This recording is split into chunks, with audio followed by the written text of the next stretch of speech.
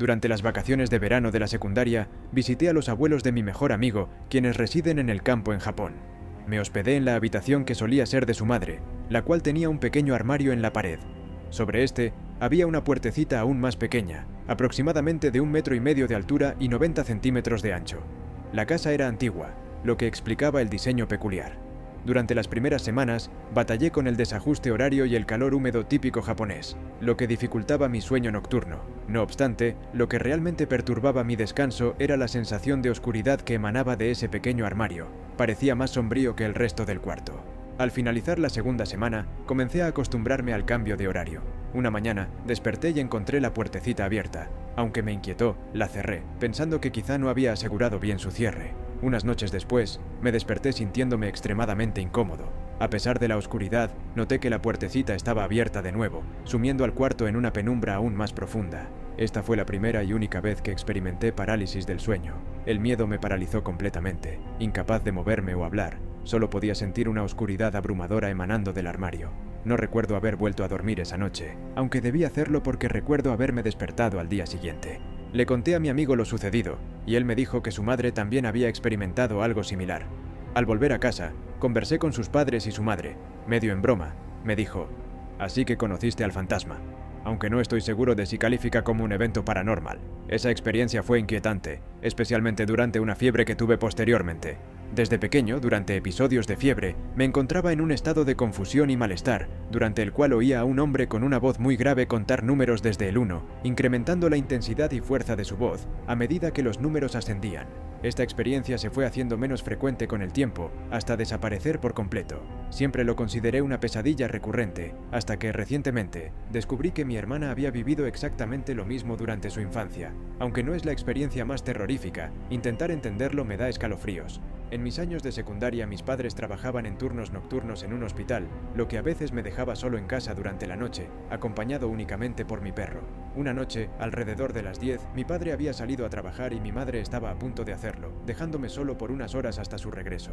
Justo antes de salir, mi madre notó un pequeño montón de camisetas en el suelo cerca de las escaleras del segundo piso. A nuestro perro le gustaba recostarse sobre ellas, así que me pidió que las subiera a la cesta de la ropa sucia en su dormitorio. Recogí las camisetas, las lancé hacia el pasillo del segundo piso para recogerlas después y me despedí de mi madre mientras se la salía. Llamé a mi perro para subir juntos mientras me alistaba para dormir, ascendiendo las escaleras en su compañía. Al llegar arriba, me percaté de que la ropa no estaba en el pasillo. Revisé mi habitación, situada junto al lugar donde creía haber lanzado las camisetas, pero tampoco estaban allí. Recorrí el resto del pasillo y entré en la habitación de mis padres, encontrando la ropa en medio del suelo. Dada la disposición de la casa, era imposible que mi lanzamiento hubiera alcanzado tal distancia, y menos aún en una dirección perpendicular. Ni mi perro ni yo habíamos tocado la ropa después de lanzarla. Al verla allí, sentí un escalofrío, y al agacharme para recogerla, descubrí una marca de quemadura en la alfombra, ligeramente mayor que una moneda de 25 centavos, como si algo caliente hubiera estado posado allí y dejado su huella. No había señales de humo ni olor, y parecía ser una marca antigua, aunque nunca antes la había visto, a pesar de entrar a esa habitación diariamente. Me apresuré a prepararme para dormir, intentando olvidar lo sucedido, pero hasta hoy no tengo explicación para ello, y a menudo lo recuerdo. Trabajo en un cementerio y una tarde me quedé hasta tarde para avanzar con algunas tareas pendientes. Estaba tomando fotos de muestras de granito para guardarlas en mi teléfono. Ya había cerrado todo y me encontraba solo.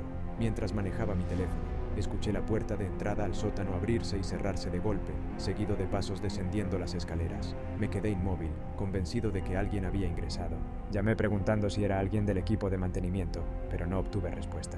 Me asusté enormemente, pensando que si no era el equipo de mantenimiento, entonces alguien había forzado su entrada.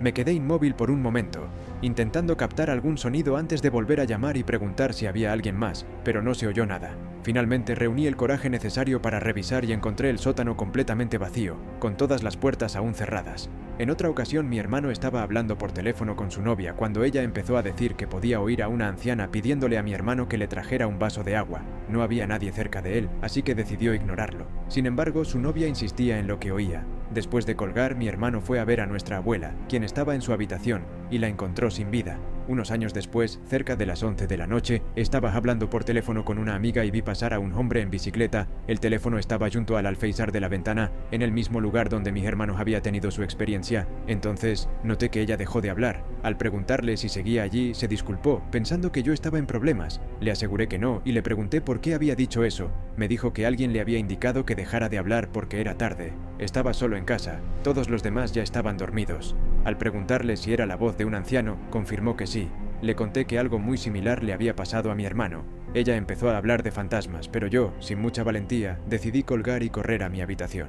Cuando tenía 6 años, dormía en una litera en mi habitación. La cama de abajo estaba vacía y era para mi hermano menor, pero él tenía miedo de dormir solo. Así que esa noche, estando solo en la habitación, sentí un escalofrío seguido de una sensación de calidez, posiblemente debido a un terror nocturno. Comencé a respirar con dificultad y al abrir los ojos, vi que la habitación estaba vacía. La pequeña luz de noche que tenía en una esquina me reconfortó y traté de volver a dormir. Sin embargo, al cerrar los ojos, sentí una mano pesada acariciando mi hombro. Mis ojos se abrieron de inmediato y de nuevo no había nadie en la habitación. La sensación continuó tan pronto como intenté recostarme de nuevo. Me cubrí la cabeza con las sábanas fingiendo que era mi mamá. Me tomó 12 años superar el miedo y dejar de dormir con la cabeza bajo las sábanas debido a ese incidente. Mi mamá siempre creyó que era el espíritu de una mujer que había fallecido en ese apartamento antes de que nos mudáramos, intentando reconfortarme. Cuando tenía 11 años, mis padres volaron a Houston para ver a un especialista debido al linfoma de mi papá, que acababa de regresar tras una remisión. Aunque no había razón para pensar que estaba en peligro inminente, sentí algo profundo el día que debían regresar. Mientras montaba mi bicicleta de vuelta a casa, me detuve en un barranco por el que solíamos pasar. Al llegar arriba, me invadió una oleada de emoción, y sin entender por qué, le dije a mi amigo que mi papá acababa de morir. Mi amigo, confundido, me preguntó cómo lo sabía, pero yo simplemente lo sentía. Continué el camino a casa para encontrarme con mis abuelos, los padres de mi papá, llorando en nuestro patio trasero. Me quedé allí parado, observándolos. Me quedé mirando desde la puerta durante unos minutos, incapaz de avanzar para hablar con ellos. Mi padre había fallecido una hora antes de mi llegada a casa desde la escuela. No hubo llamadas telefónicas ni interacción alguna con personas que pudieran haberme informado antes de aquel momento en el barranco. Simplemente lo supe cuando esa oleada de emoción me invadió. No había motivo para creer que su fallecimiento estuviera cerca. Sin embargo, contrajo neumonía mientras estaba en Houston y murió a causa de ello. En otra ocasión, una noche de fin de semana, mis padres habían salido y solo mi hermana y yo nos quedamos en casa. Escuché a mis padres regresar, así que rápidamente apagué todos mis videojuegos y fingí estar dormido. Desde niño, siempre dormía con una pequeña lámpara encendida. Ya en cama, fingiendo dormir, sentía a alguien entrar en mi habitación y dirigirse hacia la lámpara en mi tocador. La persona, de espaldas a mí, se acercó a apagar mi luz. Justo cuando pensé en ello, se giró para mirarme directamente, observándome durante lo que me pareció una eternidad. Aunque estaba mirando con los ojos entrecerrados, pude distinguir lo que parecía ser el rostro de una anciana. Donde deberían estar sus hoyos era muy oscuro y no pude distinguir más detalles. Sonrieron antes de apagar la luz y dejarme a oscuras. A la mañana siguiente, durante el desayuno, mis padres se sorprendieron de encontrarme dormido con la luz apagada, ya que normalmente la dejaba encendida. Pregunté a todos en casa si habían sido ellos quienes apagaron la luz, pero nadie sabía nada al respecto. Hasta el día de hoy, no tengo explicación para lo sucedido.